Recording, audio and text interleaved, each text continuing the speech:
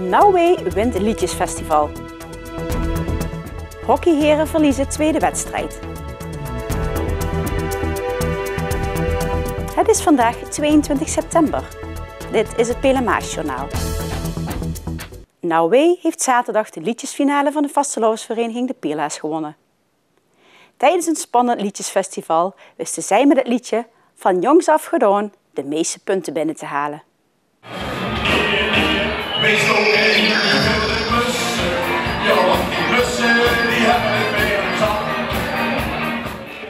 In totaal deden 11 liedjes mee aan de finale dit jaar. Zij gingen de strijd aan met elkaar in een uitverkochte foyer van de Schouwburg. De 500 bezoekers konden genieten van veelzijdige nummers van oude bekenden, nieuwe artiesten en nieuwe samenstellingen van artiesten. Veel mensen uit het publiek waren het erover eens. De kwaliteit van de liedjes was erg hoog dit jaar. Ja, dat was erg leuk. Ik vond het niveau erg hoog ligt. Dus ik ben benieuwd wat de uitslag gaat geven dadelijk. Heb jij een voorkeur voor iemand? Een kleine voorkeur wel, maar dat houden we nog even voor me. We zijn benieuwd. En hoe vind jij de sfeer, Heidi? Top. Ja, volop aan het genieten van het Venraijse carnaval? Ja, zeker. Nou, het niveau is echt hartstikke goed. Wat ik merk is dat het bijvoorbeeld het tweestemmig zingen, wat je hoort, soms driestemming, hartstikke goed. Wat me wel opvalt is dat er in de liedjes heel veel tekst gebruikt wordt. En ik als trompetist, ik let meer op mijn koordwerk.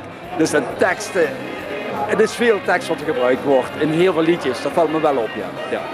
Er gaat veel werk aan het Liedjesfestival vooraf. De commissie was dan ook erg blij met de positieve reacties die vanuit het publiek kwamen. Ik kan me daar eigenlijk alleen maar bij aansluiten dat het niveau inderdaad dit jaar heel erg hoog is. En dat iedereen daar, dat het allemaal gewoon goed is. En dat iedereen er steeds meer moeite en energie in steekt om op deze avond goed voor de dag te komen. En het is een goed teken dat het uitverkocht is natuurlijk.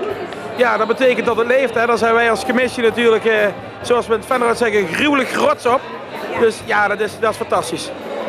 11 zeer gevarieerde juryleden moesten de liedjes beoordelen. En voor de jury was de keuze erg moeilijk, vooral omdat de lat zo hoog lag. Iedereen had zich flink uitgedost. De performance was geweldig, de zangkwaliteiten waren heel goed, moet ik zeggen. We hebben echt wel goede discussies gehad met de jury. Er waren ook van heel gemêleerd gezelschap in de jury, dus we hadden van alle kanten eigenlijk hele goede inbreng en pittige discussies. Maar een hoog niveau, echt super. Na het juryberaad werden alle punten bij elkaar opgeteld. Van het publiek, de jury en normaal ook van de internetstemmen. Helaas konden deze laatste stemmen vanwege een overbelaste server dit jaar niet worden meegenomen. Volgens de organisatie werden in korte tijd 2800 pogingen gedaan om de website te bezoeken. En daar was de server niet op berekend.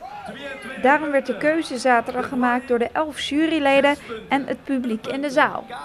Die bepaalden dat de winnaar de groep No Way werd. De mannen waren blij verrast met de uitslag. De winnaars van het Liedjesfestival van 2015. Op nummer 4, Oh Mooie Lach van Ralf en Wim. Op nummer 3, Den Hoven van... Mannen, hoe is het? Heel genieten ervan. Op leeftijd en dan nog. Nooit verwacht. Niet verwacht, bijna 60 allemaal, dus dat is wel leuk om er mee te maken weer. Dus genieten, dat is echt genieten. Dat is heerlijk. En natuurlijk een reactie van jou. De bal moet eraf. Ik weet het. Maar het komt heel goed uit, want we beginnen gewoon aan de tweede jeugd. Hè. Dus die baard past daar helemaal niet bij. Wat een verrassende wending van deze avond. Wat zeg je? Wat een verrassende wending van deze avond. Nou, het werd de eerste punten die al gegeven worden. Denk ik, hey, wat gebeurt er nou toch? En toen bleef het hoog. Ik denk, dan gaat daar de goede kant op. En prima toch? Hoe is het met de bloeddruk? Wat zei je? Hoe is het met de bloeddruk? Verder helemaal prima. Dat is altijd doen. Bij mij is het altijd doen. Dus wat dat betreft, gewoon lekker druk doen, lekker genieten. Heerlijk man. Ja, we gaan er even tegenaan rollen.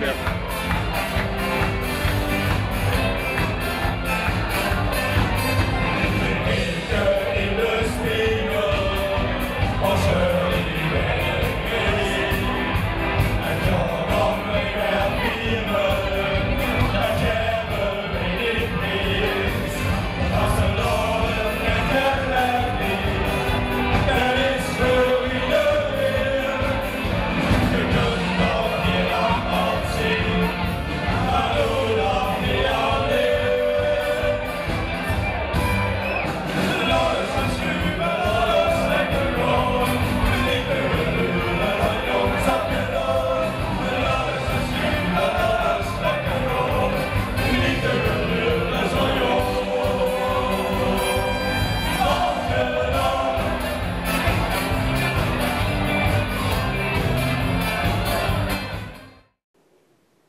De volleybalsters van Active Roy hielden aan hun competitiedebuut in de 3e divisie een punt over.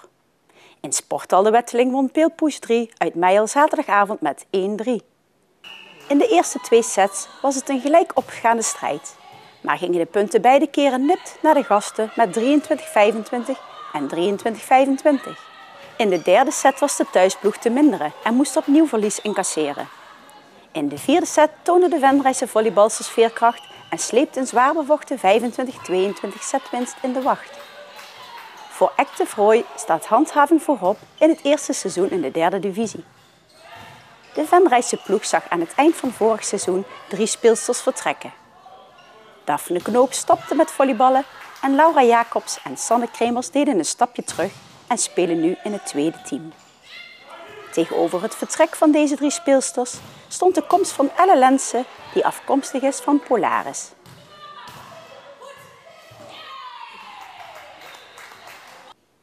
De Venraise hockeyers verloren in de 3e klasse D ook hun tweede duel. Na de 7-4 nederlaag tegen Meersen ging de ploeg gisteren met 2-5 onderuit tegen Apeliotis. Ondanks enkele kansen van Venray wisten de gasten uit Nijmegen in de eerste helft op een 0-2 voorsprong te komen. Na de rust scoorde Cornfield Kroon de 1-2, maar vervolgens waren het de Nijmegenaren die de 1-3 en daarna nog de 1-4 aantekenden. Guido Pop maakte voor Venray nog een treffer, maar het slotakkoord was voor de gasten.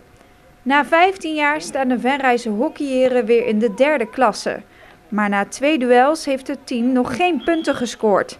Teleurstellend vindt de Venrayse jonge ploeg. We kwamen hier wel om 3 punten te pakken.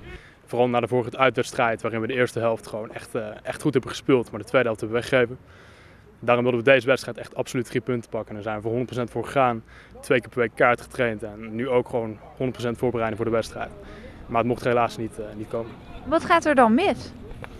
Het is eigenlijk een combinatie van factoren, maar als je het aan mij moet vragen is het voornamelijk mentaliteit. Ik denk dat verschillende personen niet helemaal bij de wedstrijd waren. En ik denk dat voornamelijk het teamverband, omdat we zulke jonge kerels zijn, er nog niet helemaal is. Ja, ik denk een beetje dat wij het aanvallend spelen. Kijk, wij zijn een vrij jong team. Vroeger hebben we heel veel aanvallend gespeeld, heel veel scorende ploeg. En dat is het probleem. We spelen nu in een fysiekere competitie, tactisch beter. Ja, en ik denk dat wij dat nog moeten aanpassen. We spelen gewoon net iets te aanvallend. Kunnen jullie dat nu dan wel aan met zo'n jong team? Ik ben vrij zeker dat wij dat wel aan kunnen. Ik denk zelfs dat wij in de top 6 kunnen eindigen. Ja. We hebben nu wel 2 wedstrijden gespeeld, 2 verloren. Dus we moeten gewoon even aan niveau wennen. En de volgende wedstrijd gewoon weer 3 punten pakken. En dat gaat lukken? Ik ben er vrij zeker van, ja. En waar staan jullie dan uiteindelijk aan het einde van het seizoen? Ons doel is de top 3. Nou, dat wordt uiteindelijk een flinke uitdaging, want we zitten met een man of 8, 9 in de pool. En als je de eerste 2 wedstrijden weggeeft, dan moet je al meteen flink hockeyen om dat erbij te krijgen. Maar alles kan nog, we hebben nog een jaar. En de eerste 2 wedstrijden zijn geen indicatie voor de rest van het seizoen. Aanstaande zondag spelen de hockeyheren uit tegen Horst. Tot zover dit Pelemaasjournaal. Deze uitzending wordt herhaald tot en met dinsdag 6 uur 's avonds. Om 7 uur is er weer een nieuw journaal.